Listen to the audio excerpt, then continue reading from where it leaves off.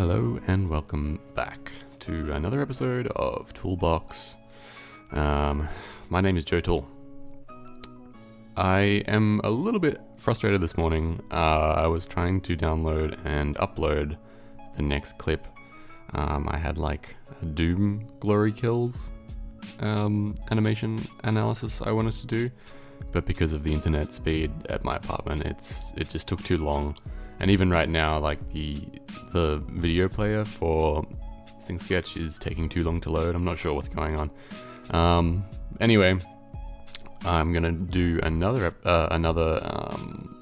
analysis of God of War, and it's gonna be another one of those QuickTime kill event things. And I'll try and keep it under 10 minutes this time. All of them have been over, so let's see how we go. Alright, let's get started, I guess.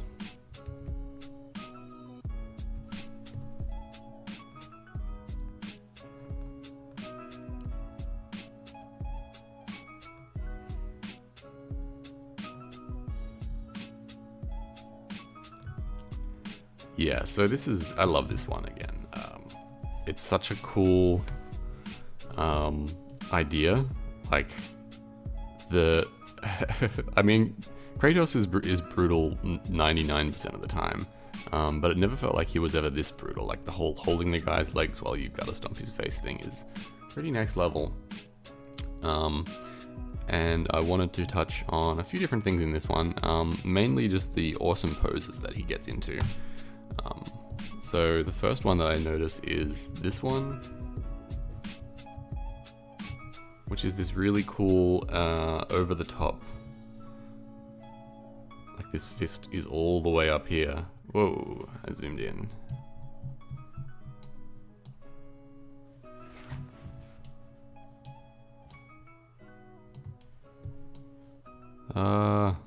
This has ruined everything. How do I fix this? Auto fit? Yes. Okay, great.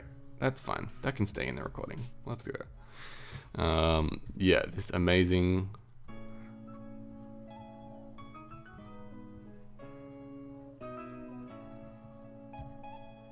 Again, this is such a great example of an animator who knows what they're doing.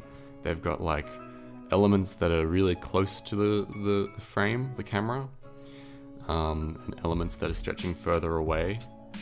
They've also used this like the rule of thirds right here. I'm just sort of very roughly dividing it up into the points that are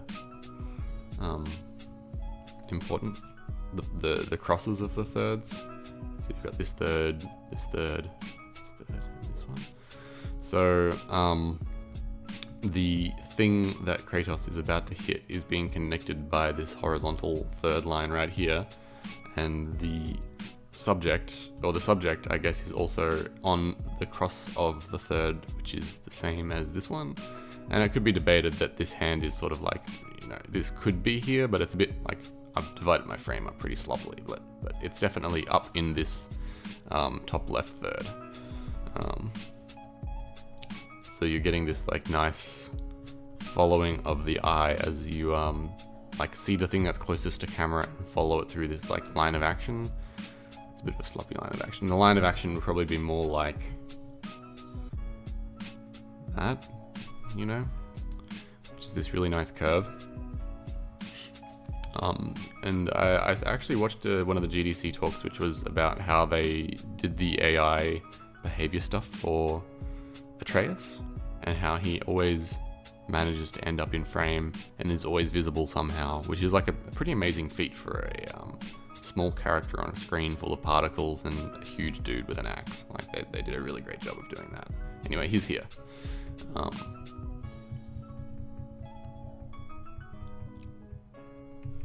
So then he does this sort of yank where he pulls the, what are we going to call this guy? Imp? The imp forwards and uses the this momentum of this hand. Back to red. This momentum of this hand as like a punch. And you really feel this punch. Like, this isn't just like a light tap. He like actually lifts up, his body changes shape right here. There's actually this great moment where the face of the imp is like the main thing in the frame. So you read like him, it's almost like he's trying to get away with his hand right here as well. Hand gestures are really important, and I feel like not many people pay that close attention to them. But in this case, you really get the impression that he's like almost trying to escape. It's like he can see the light out here, you know? Anyway, yeah, this punch is incredible. It lifts him up off the ground as well, which is so cool. You get some like particle spray happening.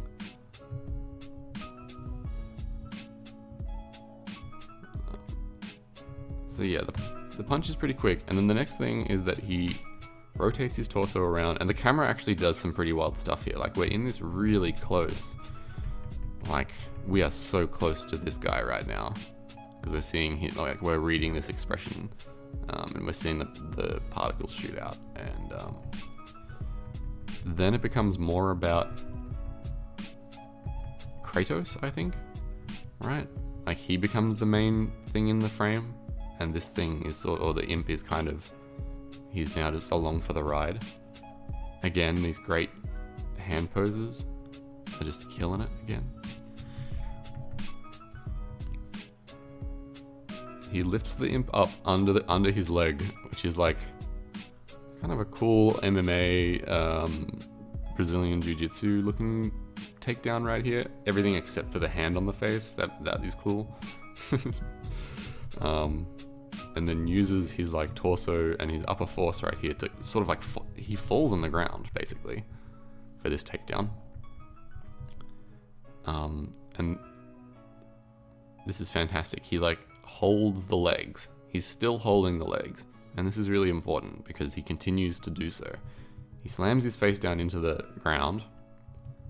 That hand comes up, and we get this kind of almost relaxed posture, like he's just standing casually. Like, this doesn't seem like a great deal of effort for him to be holding onto these legs.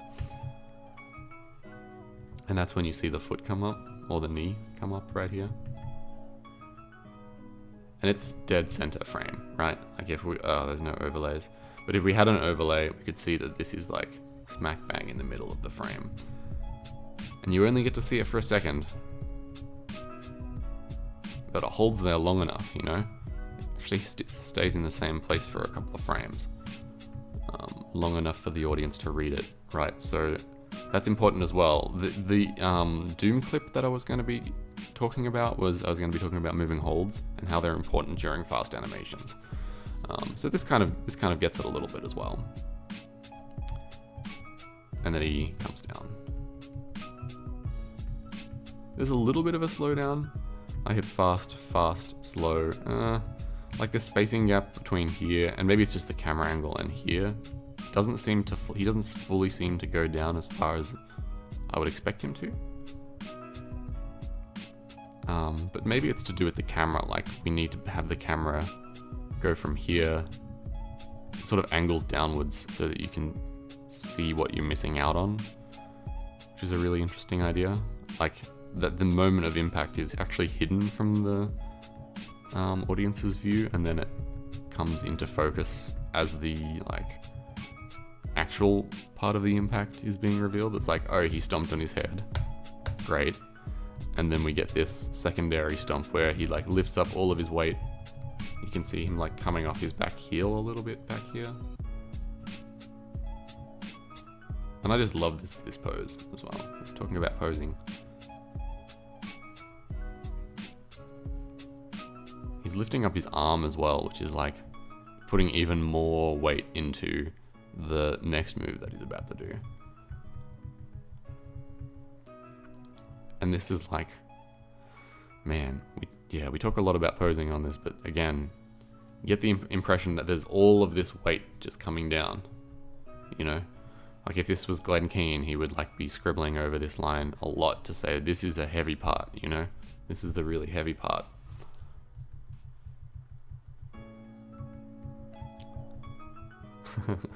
And then of course there's like a particle explosion. And it's pretty cool because he's like an ice imp or whatever. You get like ice chunks flying around and all of this like aurora borealis shooting out of the earth. Again, look at this hand right here. You don't need to see what's happening under here. You just need to see this hand. This tells you everything.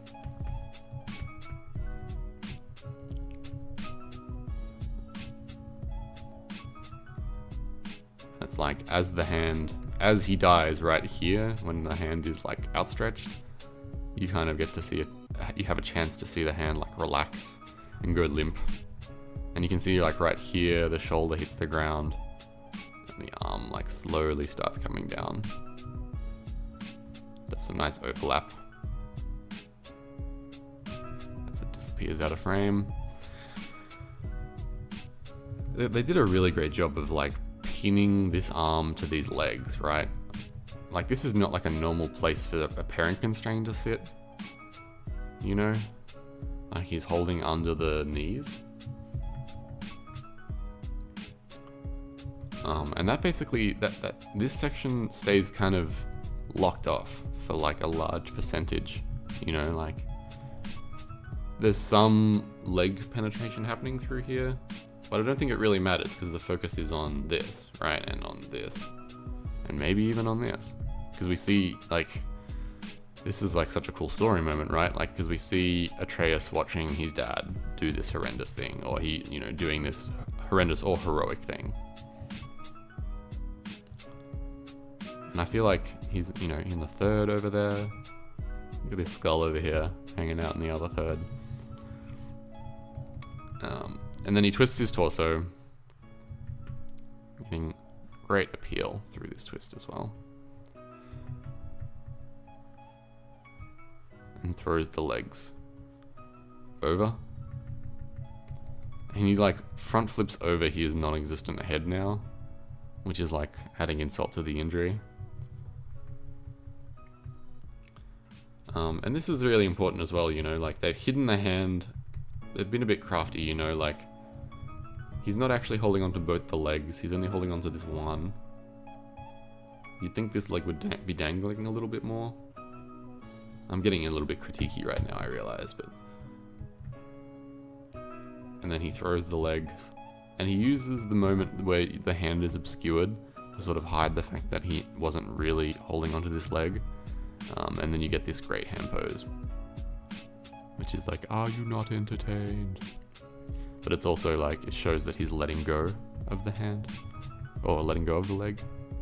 And he goes back into like combat stance. So yeah, that's it.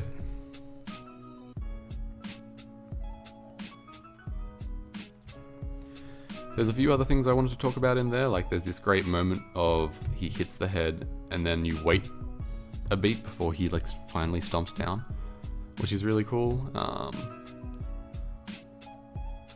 And I would have loved to go in and unpack a little bit more of the this punch, because I feel like there's a moment where you'd lose it, right?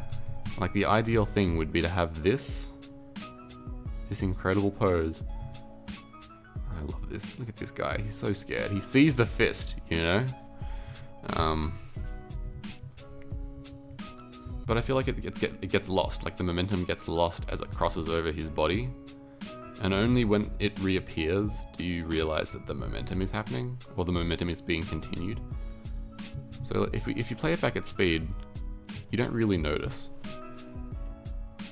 And it also gets a little bit lost in that camera move, or maybe the camera move is trying to aid the fact that you lose the hand behind the body right there.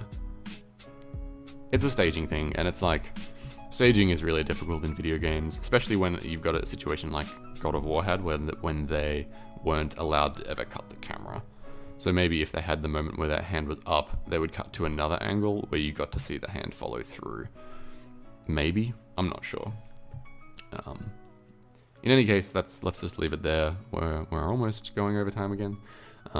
Thank you very much for hanging around. This has been Monday's episode of Toolbox. Take care. Bye.